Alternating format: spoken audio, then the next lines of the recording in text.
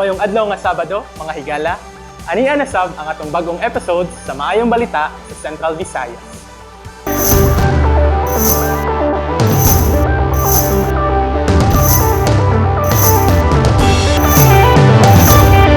Kamo ba mga farmers nga nangita og fertilizers? Dito sa Siquijor, ang Department of Agriculture mitanyag og fertilizer subsidy sa 132 ka mga farmers. Maayong adlaw gikan sa Isla de Fuego. Adunay 132 ka mga mag-uuma kon rice farmer sa lungsod sa Maria ang nakaambit sa abono kon fertilizer subsidy nga may kantidad sa 139,350 gikan sa Department of Agriculture Region 7. Kini sumala pa sa taho ni Mary Jane Banglo sa Provincial Agriculture Technology Coordinating Office ning Lalawigan. Gihimo ang pagpanghatag isip pagtabang aron maminusan ang gasto sa abono kansa ang matag-usa sa benepisyaryo nakadawat sa e-voucher nga anaa ang ilang pangalan ug uban pang demographics, location sa uma ug total land area dedicated for hybrid rice production. Sila Governor Jake Vincent Villa ug Provincial Agriculturist Emigdio Coritico miangkon nga ang nagkataas nga presyo sa abono nakahatag og dakong suliran sa mga mag-uuma. Busa mapasalamaton sila ngadto sa Department of Agriculture sa ilang tabang nga mahupay ang ilang pasunon sa presyo sa abono. Ang kantidad sa nadawat sa mga rice farmers nagbase sa ilang gideklara nga gidak-on sa luna alang sa rice production sa hybrid seeds gikan ni atong miaging tuig ubos sa Rice Resiliency Project 2. Alang sa maayong balita sa Siquijor, ako si Rizali Anding Calibo. Sa nagaduol nga pag-abli sa klase, atong susihon karon ang mga pagpangandam nga gibuhat sa Department of Education Region 7. Ang Department of Education Region 7 nangandam na alang sa pag-abli sa klase karong August 22 ug alang usab sa pagbalik sa full face-to-face classes. Ang target sa DepEd 7 mao ang pagpahigayon sa face-to-face classes sa tanang public and private schools sa Central Visayas sugod November 2. Hopefully, for school year 2022-2023, our target will be 100% of our schools, both public and private schools, will already be implementing or adopting the limited face-to-face. So, one way also of transitioning from that limited face-to-face to the full face-to-face comes November 2. Padayon karon ang ilang mga kalihukan aron masiguro ang kaandam sa mga magtutudlo sa classrooms, eskwelahan, mga ginikanan ug mga tinun-an. Gisaysay usab sa ahensya nga padayon nilang ipatuman ang mga health protocols aron masiguro ang kaluwasan sa tanan sa pagpahigayon sa face-to-face classes. Samtang ang enrollment period sa ubang grade levels magsugod sa July 25 hangtod August 22. Anaa sa 2 ka milyon nga mga tinun-an sa Central Visayas ang target sa DepEd 7 nga mutungha for the school year 2022-2023. Una sa itong mga ginikanan, ako lang gihangyo no, nga i-announce og balik nga magpa-enroll na gyud sila. If they have school-age children, so nga ilan na gyud ipa-enroll. Labi na gyud kung kinder, grade 1, grade 7 o grade 11. So nga unta ilahang dad-una karon no, we have an early enrollment para ma-count na sila kay tungod ana kung nanatay klaro nga data sa enrollment, then ma-determine na nato ang kakulangan sa school personnel like teachers and even sa mga classroom. So layo-layo pa makapangandam na. Alang sa maayong balita sa Cebu, ako si Hazel Gloria. Kamo ba mahiligon sa mga sporting events o sports activities? Ang Dumaguete City sa Negros Oriental magpahigayon og ASEAN School Games. Atong susihon ang mga pagpangandam alang niining event. Gipangandaman sa lokal na kagamhanan sa Dumaguete City ang umalabot nga ikanapulugduhang ASEAN Schools Games na ipahigayon sa Dakbayan karong tuiga. Napili isip po sa maong international sporting event ang Dakbayan tungod kay ang syudad nahimo ng host sa laing pang mga national sporting event sa mga niaging tuig ug aduna pod mga pasilidad diri na pasado sa international standards. Karon nagipailawom na sa Alert Level 1 ang Dakbayan, niingon si City Mayor Felipe Remolyo na dapat atangan sa mga Dumagueteño ang ASG karong Nobyembre. We are anticipating major activities here. By November, ASEAN Schools Games. Maybe 5,000 athletes, coaches, and officials from all over Southeast Asia.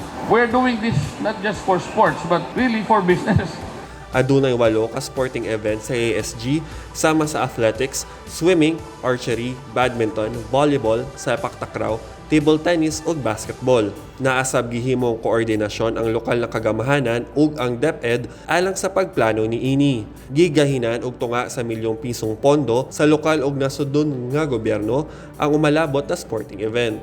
Ang gigahing pondo gamiton alang sa pagpatuman sa mga health protocol sama sa pagbaton og quarantine facilities, pagpalit og test kits ug pagpalambo sa mga kahinaman sa mga dula. Alang sa maayong balita sa Negros Oriental, kini si Roy Anthony Lomotan. Kamu ba adunay Carabao Milk business o mahiligon sa Carabao Milk?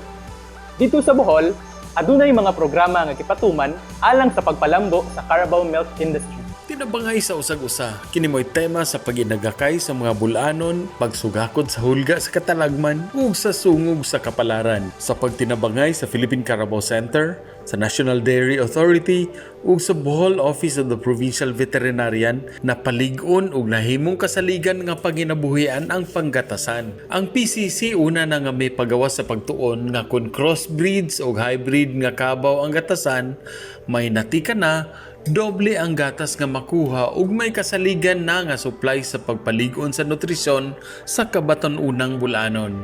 Naa kay mga 10 liters isa ka adlaw dako na kagkitaon. Sa 50 lang ka, sa 50 pesos na tag litro na kay 500 adlaw. Wa kay amo nga nag sunod-sunod nimo. Mahimo ra kay matug sa imong gusto. Mismo ang PCC mo'y mupalit sa gatas sa tag 50 pesos ang matag litro. Ug alang kang Fernando Dupalco kinsa may unom kagatasan ug usa ka toro kun may abag pa nga sabsabon dila kinahanglan pang salayo magbakero aron duor ra sa gatasan. Matud pa ni Bohol Nutrition Officer Glenda Grafilo, gatusan na ka malnourished nga bata ang natangtang sa kuwang ug timbang human sa unom nga tuig nga Provincial Milk Feeding Program. Karon kawaan ug duha na kalungsod ang misagop sa panggatasan. Isip dugang panginabuhian ug malipayon ang mga mag-uuma nga may dugang pang kapanginabuhian ug magtabang pa sila aron ang malnutrisyon sa kabataan. Kubsan. Alang sa mayong balita Central Visayas, kini si Ray Anthony Chu, PIA Bohol. Kamu ba mga business owners nga nangandoy nga palambuon pa inyong negosyo? Ani ay bagong programa nga nag-offer og mga loans alang sa mga MSMEs. Ang original launching niini gipahigayon sa Cebu City. Ang Small Business Corporation usa ka government financial institution ug attached agency sa Department of Trade and Industry mipahigayon ni adtong July 14 ug regional launching sa ilang Rise Up program nga nagtumong nga tabangan ang mga micro, small and medium enterprises sa Cebu City. Ang Rise Up program usa ka programa nga nagtanyag og mga loans aron abagan ang mga nagkadaiyang MSMEs nga makabangon gikan sa epekto sa pandemya. Kini adunay 3 ka mga loan facilities nga gi-offer, mao ang Rise Up Multipurpose Loan, Rise Up Turismo ug ang Rise Up Tindahan. Kabahin usab sa maong event mao ang ceremonial signing sa mga approved loan applications ubos sa Rise Up Multipurpose Loan ug Rise Up Turismo. Si Darren Christian Estabilio, tag-iya sa usa ka retail ug wholesale business, usa sa mga adunay na aprubahan nga loan application. So advice nga sa mga gagmay nga business or mga katong mga wala pa kayo nakadungog ani is nindot i-apply karong panahon na for this stage kay tungod motabang gyud ang government. If negative ang ato ang makita nga mga madunggan at wala nang iwala, it's because grabe ang support sa government sa small business sectors karon.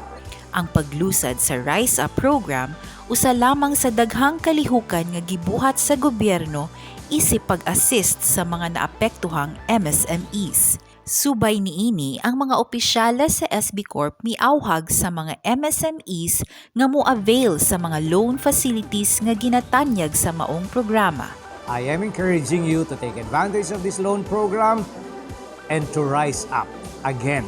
Sa tanang mga MSMEs, mga micro, small and medium enterprise, ako umong giawhag sa pag-avail sa atong Rise Up programs. Kini nga programa para gyud siya sa inyo ha ilabi na sa katong mga naapektuhan sa pandemya ug karon naghinay-hinay na, nagsugod na sa pagbawi sa ilahang mga negosyo.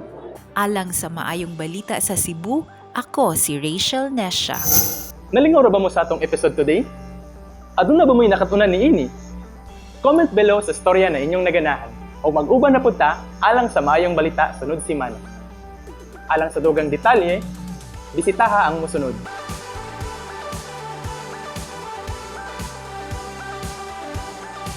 Ako si Rob Cabardo, andam nga moatod kaninyo og maayong balita sa Central Visayas.